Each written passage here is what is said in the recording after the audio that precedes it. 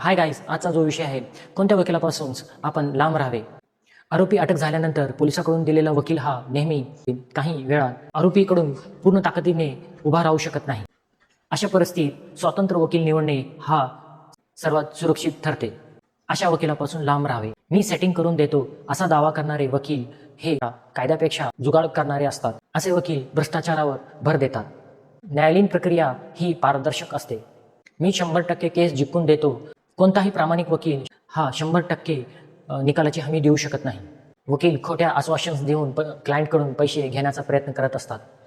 चांगला वकील नेहमी प्रामाणिकपणे जे काही आपले मुद्दे आहेत ते मांडतो व जोखीम घेतो व निकाल स्पष्टपणे लावतो. विश्वास ठेवा त्या वकिलावर जो प्रामाणिकपणे केस लढतो व कायदेशीर मार्गाने तो केस लढवतो. धन्यवाद.